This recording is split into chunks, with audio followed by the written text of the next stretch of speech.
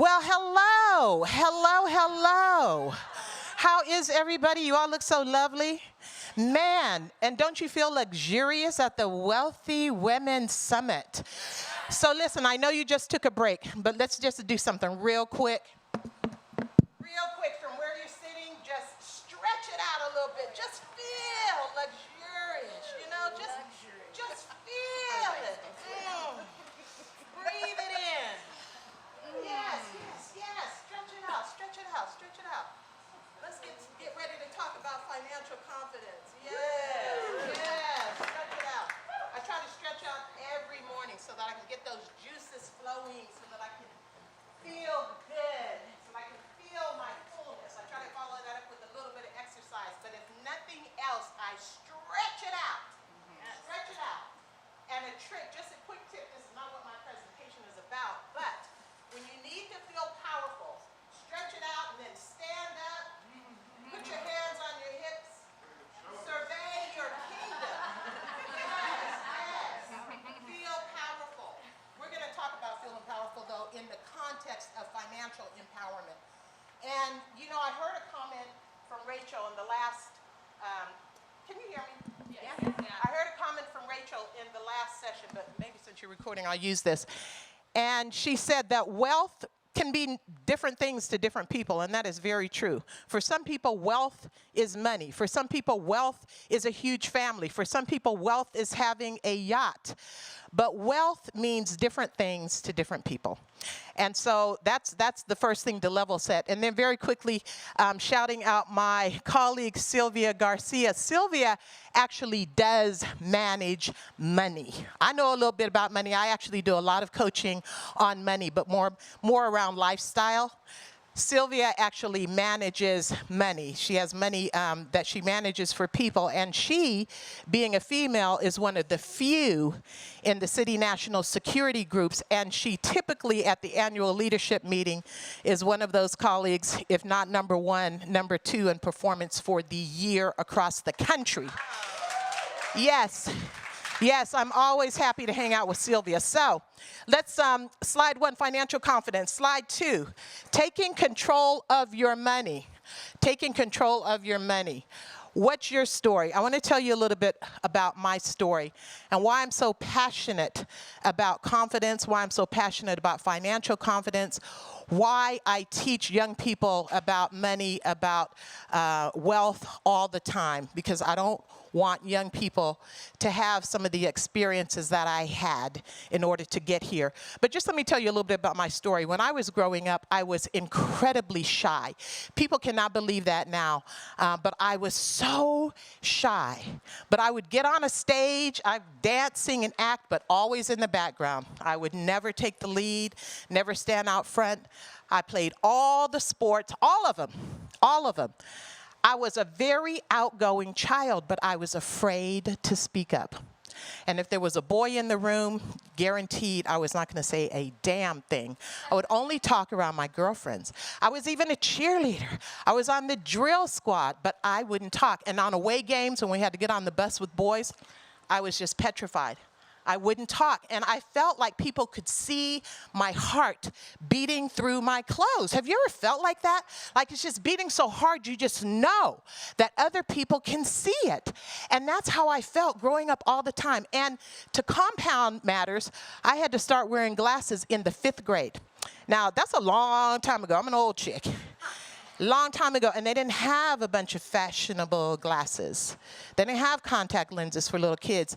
And to make it worse, I lived in Germany on an Air Force base, and all they had were those GI issues, those black GI issued frames. And so I would take them off when I left home in the morning, and I'd put them in my little backpack, and I'd sit in the front row of the class so I could see the board. And I didn't start wearing glasses until I got to college. So I had missed a lot. I was just used to a blurry world. And then I got to college, dancing, singing, and acting, and I joined a theater arts class, and I didn't read the fine print. And as part of this class, to pass the class, you had to audition for a one-act play. The instructor, T. Michael Gates, was one of the resident theater arts directors, and you had to audition for a one-act play. And I'm like, I was terrified, but I'm like, everybody has to do it, so no big deal. So I showed up to the amphitheater on Saturday, and it was packed out. There were like 200 or 300 people there, because not only did the class have to audition, but it was an open call. It was open to the community. And there were all these folks in there. And Sacramento at the time was huge on community theater. They had real local stars, and we called them veterans. And they were in this amphitheater along with the people in the class and other people. And everybody's looking at that stage, and I walked in, I'm like, oh my God. So I signed in, sat down, and I watched what was happening. And the director would call a person's name, and they'd walk up, and he'd hand him the script, and he'd give him instructions, and he was reading with them. So he'd say, start reading. And I'm like, oh my God, I have to do that? I have to do that? And when that person would start reading, the entire amphitheater would get hushed. All eyes trained on that person that was auditioning. And he finally called my name. And I walked up there. And I just knew that everybody could see my heart beating through my chest. I was terrified. I was petrified. And sometimes when I tell this story, it brings it all back. And I stood on that stage, and there's all these people, and they're all leaning forward. And Mike Gates hands me the script, and he goes, all right, read, sugar, line 1. And I started reading. And he read a line, and I read the next line. He said, hold up, I can't understand a damn word you saying, honey. And he's smoking a cigarette, and everybody's looking, and oh my God, I thought I was going to drop through the floor. I thought the floor was going to open up and swallow me. Now, mind you, this is a kid, I never spoke out in public. I never did. And here I am now, I'm embarrassed. I'm so freaking embarrassed. Yes. And then I realized I'm still standing there, and everybody's still looking at me. And I said, all I got to do is get off this damn stage. And I started reading again, and I read that line as loud as I possibly could. I articulated, because he also said, articulate. And I articulated, and I read, the lines that were assigned. And then he said, cut. Thank you. And I walked off, and I went back the next day because we had to. I was in the class, and lo and behold, my name was, up there as one of the parts and it was a bunch of parts and a bunch of, one-act plays. But what it taught me and what I realized is that, oh my God, I won't die. I won't die if I speak up. I won't. I lived. It was such a revelation to me. And I was in that play, and there weren't many lines in that play, but it was, such a cool ensemble. And then I started auditioning for plays, and, within a couple semesters, I had a leading role in a play, and I've never turned around. I've never looked back. And I actually now own a theater, the Barbara Morrison Performing Arts Center. I sing and dance and act all the time. That's brand new as of June 1st. Thank you. Thank you. But that's why confidence is so important to me, and I deal with so many women and so many children who don't have confidence. And if you don't have confidence, it's hard to manage your life, especially your finances. You need financial confidence in order to manage your financial life. And financial confidence does not mean that you are independently wealthy. It doesn't mean you have all the money that you need. It doesn't mean that everything is in order, you're ready to retire, your portfolio looks good, your trust is buttoned up. No, what it means is that you are confident that you know and can find the resources to help you.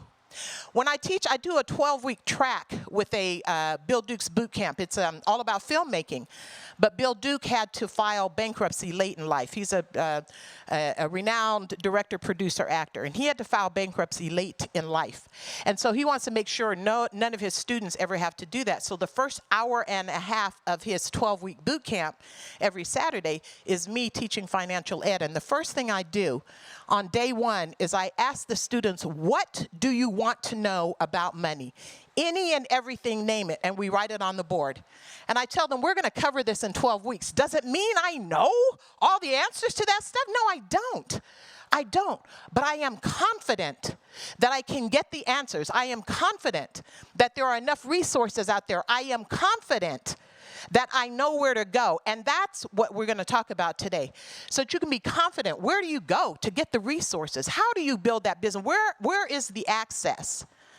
And the other thing that I love that I heard Rachel say is you need a community. I have a community, a confidant community. We all need communities to help us. So that's a bit of my story. Next slide, please, on my confidence level. And let's look at some of these statistics regarding women and wealth. Women account for nearly half the workforce, and these numbers are changing all the time. They change all the time, and it depends on your source, but this is pretty close. Women account for nearly half the workforce. Over the next 5 years, working women will drive an increase in earned income from $12.5 trillion to $18.5 trillion. Women earn the majority of college degrees, associates, bachelor's, master's, doctoral. Women control. Notice, control is different than own. Control is different than own. Sylvia is one of the people that controls money. Women control 51% or 14 trillion of the personal wealth in the U.S. and are expected to control 22 trillion by 2020. Next slide, please. Those numbers change all the time. But with all of those degrees, with all of this foray and entrance into the financial world and taking control, women also carry more debt than men. Women take on more debt than men at almost every degree level and type, from associate to doctoral degrees and across institution types. Upon completion of a bachelor's degree, women's average student debt is about $2,700 greater than men's. Women hold about 2/3 of the student loan debt, and within the female population, black women hold the most debt. Next slide. And so, financial worries are the biggest reason women stay up at night. And I myself filed bankruptcy at age 27. That is another reason why I'm very passionate about this subject. I ruined my credit in college. I was walking across the campus one day. Y'all know the story. All the stuffed animals and the toasters and all of the stuff you can get if you sign up for a credit card. And see, my financial aid only stretched far enough for the tuition. It didn't cover books. Didn't cover food either. And so I was always hustling. And so I'm walking across the campus, and I'm like, I didn't know about credit. My parents had credit cards. I knew the concept, but they kept them locked up in what they called the strong box. It was a little silver, little box that locked up, and you keep your insurance papers, all your important stuff. And they would take out a credit card or two when we went on a trip. And they always said, these are for emergencies. You don't use credit cards. So I really didn't know about them. But I'm walking across the campus, and I need books, and I need food. And I stopped at a table, and he said, yeah, you can get a credit card. You can get up to $500, and, then you can just pay it back. And I'm like, cool. And I signed up, and I was very truthful on the application. I worked 10 hours a week in the audiovisual, room. And so obviously they knew I wasn't going to be able to pay it back anytime soon. I actually thought that they were giving students credit cards because they know we're going to get a job. We're going to get a degree. We're going to get a job, and then we'll pay them back. And so I would take my monthly statement because I went and burned up that $500 on books. And then I got another one for $1,500 from another vendor, burned it up on books. Books are expensive, even back then. Even the used books. Don't take, I was an economics major. Don't take law, economics, anything to do with math, science, those big fat books. And so I would get my monthly statements, and I would just file them away. Very neatly, though. And labeled, because I'm going to be responsible when I graduate, and I'm going to pay them back. That's what I thought. I didn't read the fine print. Who reads the damn fine print? And so when I got out of college, what I discovered is my credit was already ruined. I couldn't buy a car. I couldn't get an apartment, and things went from bad to worse. You know how that is. Things went from bad to worse. My husband and I met in college, got married 9 months after we met, had our first baby 3 months later. By the time we graduated, we had both kids, 2 and 3 years old. We moved from Sacramento. We're in LA, Land of Lala. He's working for an indie film company making $0. I'm at a bank. Do you think I want to tell the bank that I have issues? There's no Google back then. I didn't know where to go to get help, but what I did know is my damn wages were being garnished. I went to the ATM to get my last little 20 so I could get some food and feed my little babies on the way home. And my account was blocked. My wages were being garnished. I was working for Wells Fargo Bank. I went over to the, counter and I said, oh my God, I was so shy. My account is blocked. Can you help me? And she, went online. She did whatever she did. We didn't really have online. Everything was so crazy. How did you operate without online? But she, went through her books and her notebooks, and she said, you have been sued. Your wages are being garnished. And I'm like, what does that mean? She goes, well, your account is blocked because your creditor is about to take your money, and your wages are garnished. That means we've been ordered to, give some of your wages. Now, what had happened, it was really crazy.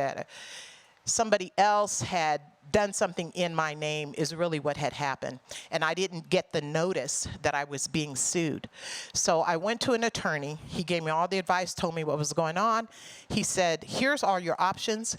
And he told me about bankruptcy, but he said, I don't suggest you do that. It'll take you 7 years to get out, but just I'm giving you all of the options, what you could do for debt relief. He said, what I suggest is you contact all your creditors, talk to them reasonably, try to make arrangements, and get out of this thing. But I needed relief, and I filed bankruptcy. And it was the last year that you could file bankruptcy and include your student loan debt. That was the last year. And it was also the last year, I think, that you could file without doing some sort of, petition and financial plan, and you had to prove a bunch of other stuff. And he said, if you're going to file, put everything and the kitchen sink in there. And so I did, and that's how the student loan got in there. But it did take me 7 years, 7 hard years to climb out of that. And again, with no help, with no assistance. There was no Google. I surely wasn't going to my bank. I was less than 30 years, I was 27 years old.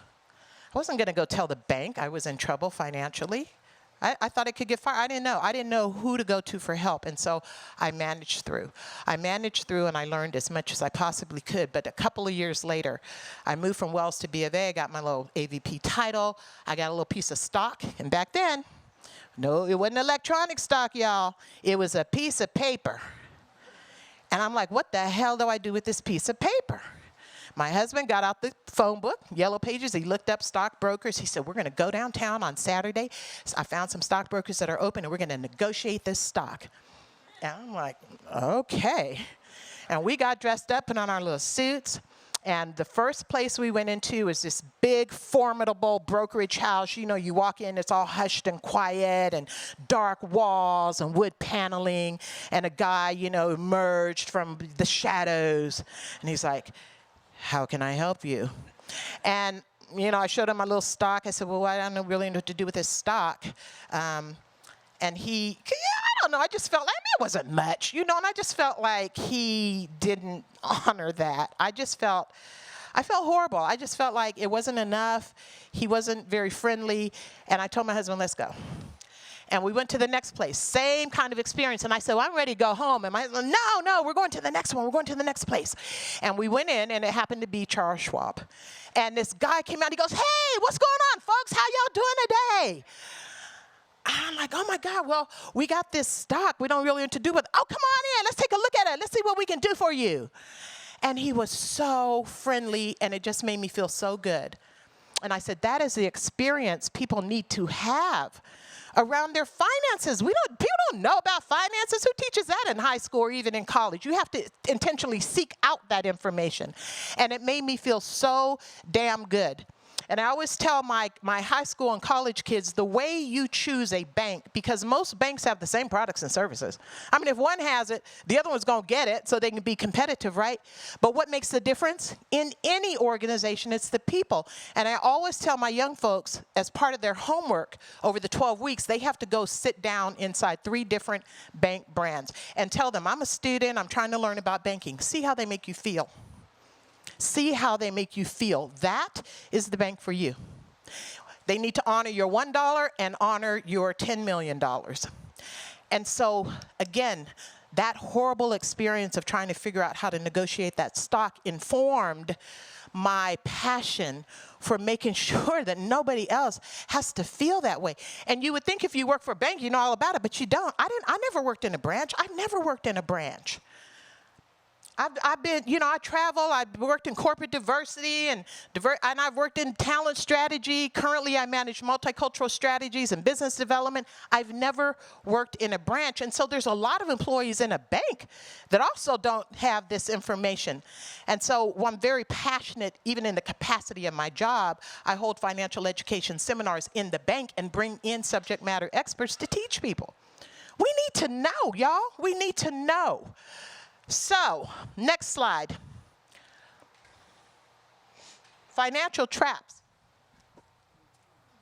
Do any of you experience any of these? I bet you do. I bet you do. Putting others first. Which one of us does not do that? And it's good, right? It's good because the universe is going to reward you. But sometimes, if you don't put yourself first, you cannot take care of anybody. So putting others first, and putting others first a lot of times in a financial capacity. My husband always taught me, he said, don't lend money. The Bible says that too. He says, give it away. People ask you for money, just whatever you can afford to give, because that lending will ruin relationships. And you can ruin your own financial health if you're just trying to be so magnanimous, you're putting somebody else in front of you. Put yourself first. Emotional spending. Who does that? We've all done that. We have all done that. So I'm not going to go into details. Emotional spending, you got to put that in check. And one of the best ways, don't have that money so available. Don't have that money so available. There are ways to put it away so that you have to think about it. By the time you get it in your hands, you've thought about that spend. Living beyond your means, of course. This world demands it. This world tries to get us to live beyond our means, and that's what credit cards are all about. They want you to use those credit cards. They want you to get everything your little heart desires, but it will get you into trouble. Ignoring your finances. Well, now, I work for a bank, but I do sometimes. I'm like, I just want to hide. Sometimes I'm like, let me just hide for a minute. Wait till I get a lump sum and I'll fix it. But no, you can't do that. You can't do that. You cannot ignore your finances. If you don't know your numbers, you're going to be in trouble. Personally, for your business, you have to know your numbers. At least be in the ballpark. Or at least get help. There's nothing wrong with getting help. There is nothing wrong with getting a bookkeeper or getting a financial advisor, getting somebody to help you. Lack of understanding. Back to my original problems in the beginning. Lack of understanding. I didn't understand finances. I didn't understand credit. Didn't understand stock. Didn't understand, how to keep my debt low. Too aggressive or too conservative in your risk behavior, in your investment behavior, in your saving behavior, in your spending behavior, too aggressive or too conservative, and then failing to maximize savings. Those are the most common financial traps. And then the last one I didn't put up there is financial confidence. A lack of financial confidence is a trap. It's a trap. And a lot of times we want to hide because it's like, well, I can manage every other area in my life. I'm just going to kind of hide from that finance, let things go along, and hopefully it'll work out. But it won't. A lack of financial confidence is a serious trap. So the next slide, please. So confidence, let's talk about confidence. Because confidence bleeds into every area of your life. Every area of your life. Confidence is essential for turning thought into action and wishes into reality. The lack of confidence inhibits the very sorts of behaviors, risk-taking, failure, and perseverance that are necessary to build and maintain confidence and self-assurance. And girls and women, we begin to shrink. Our confidence begins to shrink in about junior high. All the studies show that despite the fact that we perform better academically, we start to separate in junior high. Girls start to perform much better academically, generally speaking, and boys start to grow their confidence. Girls' confidence starts to shrink. Shrinking limits the experiences we need in order to feel confident, and it carries into adulthood. Most people don't change as they get older, they just get older. Now, we can change, but that's an intentional act. If you just let things coast along, and think back to all your childhood friends, your cousins, everybody that you've known a long time in your life, most of them have not changed much, they've just gotten older. Change is an intentional thing that we have to do. And so those habits that we developed in 7th grade of shrinking back a little bit, letting the boys take the lead, or allowing those teachers to push the boys ahead, and that's more what happens. You know, our systems, and Rachel talked about that as well, the systems push men, push boys, and they pull women back. And if we don't realize that, we become victim to that. And our reality, in part, is based on your confidence. And your confidence, it comes from inside of you, but it's validated by external factors. Right? So I know I'm the shit. I'm the shit. You're the shit. But we need others to confirm that from time to time. We need people to tell us that community. Yeah, girl, shit. You know you the shit. Hell yeah. Don't feel small. You are the shit. We have to tell each other, yes, yes, yes, yes. We have to tell each other that. And you need that. You need that in your life. Confidence begs for affirmation. So who provides that for you? Who confirms that you are the shit? I was at a jazz festival a couple of weeks ago. I was at the Long Beach Jazz Festival, as a matter of fact. And I had just done a show in my new theater. I had done my little show. Now, it's only 90 seats. I always like to tell people, I sold it out in advance. And this chick told me the other night, she's like, it's only 90 seats. So, can you sell out a 90-seat house? The nerve. But anyway, still, I was feeling good. So I go to the jazz festival, and this chick comes running. Now, I have performed at the jazz festival twice, too, as a matter of fact, on the main stage. And this chick comes, she goes, oh, my God. She goes, I know you. You're somebody famous. Oh, my God, can I take a picture? I can't think who you are. And I'm like, of course. I just had a sold-out show. And I've been on this stage twice, like 6-7 years ago, but still, of course she recognizes me. I mean, it just made me feel good as shit. So anyway, we're taking the photo, and then she realizes, she's like, oh, she goes, I was thinking of Karen Clark Sheard. She goes, but still, she goes, you're great, and you're so beautiful. And I'm like, I don't care if she had the wrong person. I feel great. But you know, that's also why I use the A, because if you Google Karen Clark, you will not find me. You won't. You will find Karen Clark Sheard and all her albums. But that made me feel good. I carried that all day. I don't care if she had the wrong person. Shit. I don't care. And so we need to be confirmed. Next slide, please. So confidence is the foundation to success and the key to shaking that imposter syndrome. Y'all know what that is. All you successful women up here, you've been in places, and then you see other people around you, and you're like, dang, they're doing more than me. They're doing better than me. Their business is more than mine. They got a bigger title than me. Dang, should I really be in this room? What if somebody finds out I'm not the shit? Yeah, no, we go through that. We go through that, and we doubt ourselves. That is the imposter syndrome. It is doubting your own accolades, your own accomplishments, everything that you went through to get to where you are. And let me tell you something. Your confidence may show up different every day. Your confidence may be huge on Monday, but by Friday, it's just shrunk back down again. And you're like, what the hell happened? The world. Do not blame yourself. The world happened. The world made you feel small again. You were sitting up in a meeting, you didn't get your point of view across, or you were sitting, in this place, or you're working on your business, or you're looking at your balance sheet, things are not quite the way, and you start to doubt yourself. You start to shrink again. You start to shrink. But that's when you have to pull it out. That's when you got to call somebody in your community, have a pep talk. But that's when you got to stand tall. And you have to remember, next slide, that you are powerful. You are here for a reason. You are in this world for a reason. You are amazing. You are crafty. Who is craftier than women? You are ingenious. You are damn witty. You are sexy. That's what I mean. Stretch it. I feel it. Feel it.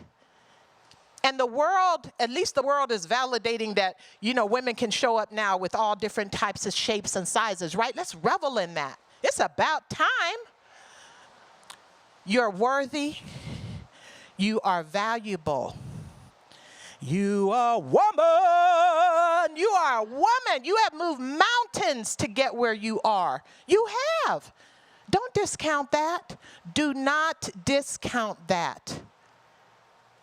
Every single one of you had to rise from some sort of circumstances, or maybe more than one. You might still be going through it. We're going to go through it. Maya Angelou says that the struggle, there is always a struggle, and therein lies the joy. We have to find the joy within the struggle, and a lot of times that comes from community. That comes from community. That comes from being around like-minded women. You see, the world validates men. We know that. The world validates men, but since before biblical times, women, we're just trounced on, we're stomped on, we're pushed down. We are. And when you find men that understand and validate our worth, we hold on to those men. We need those men in our struggle. We need those men in our struggle. We can't do it all by ourselves, but we can do a lot. We can do a lot by ourselves. We hold up the world. We give life. Even if you haven't birthed a child, you still give life as a female. You nurture. You nurture. And for all of that, you do not deserve to feel less than confident. Love of self breeds confidence. Confidence breeds empowerment. Love yourself confidently, ladies. Love yourself confidently, because you are the shit.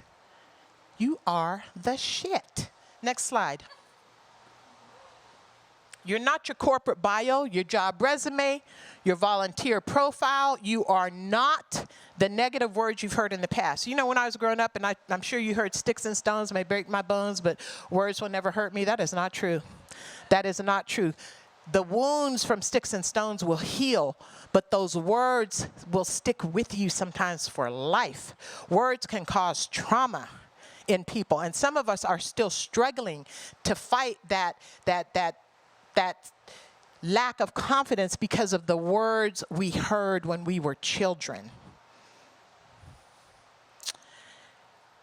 You are not what others want you to be. You are not someone's stepping stool. You are not insignificant. You are not to be ignored, marginalized, or contradicted. You are the shit. Individually, you are the shit. You have to believe that. And collectively, we are the shit. So who are you? What attributes, what characteristics, what skills, what tools and knowledge are not counted on the resume? The balance sheet, the bio, the Myers-Briggs, the performance review, the family position, the worldly status. What characters and attributes do not get to be counted on there? We have to fit into that 8.5 by 11 piece of paper. That bio, that resume, that statement of our business capabilities. We're supposed to fit inside that little piece of paper. That's how they make us feel so shrunken. But you know what I love? I loved the Game of Thrones. And you don't have to have watched it to get what I'm saying, but there's a character in the Game of Thrones. Her name is Daenerys Stormborn. And Daenerys and her brother were the only survivors of the royal family. And her brother, shit ass, sold her into slavery to to get some for himself, right? So anyway, Daenerys Stormborn And Daenerys meant the first of her name. She was the first name Daenerys. Stormborn was because she was born on the night of a storm.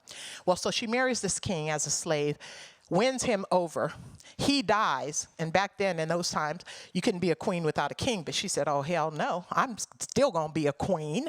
And so she started gathering an army and rolling across the lands, freeing people wherever she went. And so back then, when you were introduced, if you had somebody with you, they would introduce you. Daenerys Stormborn, such and such, freer of slaves, mother of dragons. If you didn't have somebody, you just introduce yourself. But I love that concept because the resume gets to grow as you accomplish things, right? And you don't have to keep it stuck inside that 8.5 by 11 sheet of paper. And I said, well, shit, let me do this for myself. Who am I really? Because when you boil it down to that 8.5 by 11, it leaves out so much color. How'd you actually get there, right? So I am TheKarenA, that's my brand. Bowen Bolden House, that is my mother's and my father's house. Clark Nation, my late husband's name.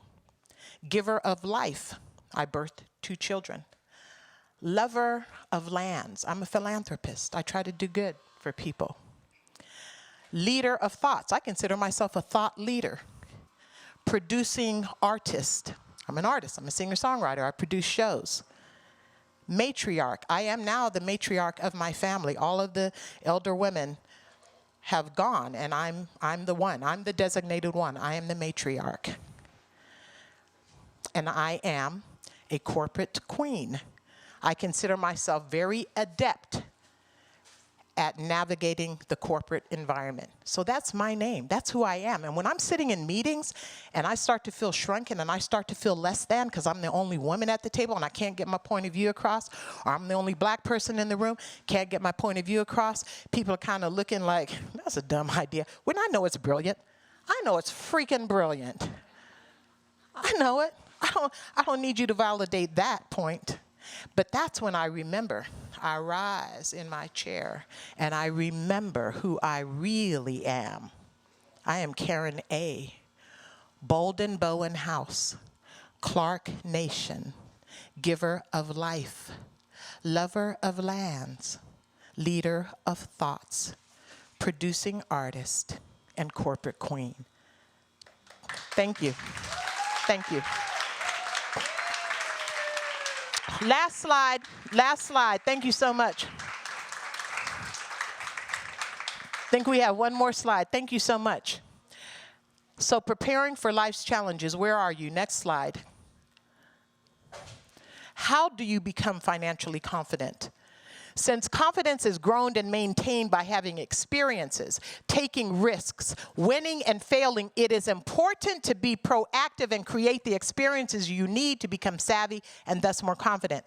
Most financial experts agree that these 7 principles will help you become financially confident. Last slide. Track your spending daily. Do it. You'll be surprised, y'all. You will. Do it every day for about a month. You will be surprised, but you will also be delighted because what you're going to find out is you're spending money on stuff you don't even need to. And so that's going to create savings. You're going to be saying, shit, I do this every day? I spend an extra $3 on this thing every day. You will be delighted because you're going to discover ways to build a better budget. Adopt the 72-hour rule, no impulsive spending. Think about it for 3 days. Automate your savings, and that's easy to do. You can just, designate a certain amount that comes out of your paycheck or out of a certain bank account that goes into a savings account every month, every 2 weeks, whatever. Learn one new thing each week on Google. Google's so fabulous. I wish I had Google back when I was young. But, Harvard Business Review, go to the reliable sources. But just Google one financial thing every day. You will learn something. Boost your credit score. If you need help, email me, and I will send you to Operation Hope, which is a partner that we use at the bank. Many banks use them, free services, but they will help you get your credit score right back up to 700 or more. Pay down your debt. You start with the smallest so that you can feel accomplished. And don't worry about the old stuff, y'all. Don't worry about the old stuff. It has already hurt your credit. Okay? Concentrate on the new stuff. And then build an emergency fund. There is nothing like knowing you got your own back. And that is the last of the presentation. I think I might have some contact information. Get the help you deserve. Email me, TheKarenA at TheKarenA Confidence Coach. And that's it. That is it.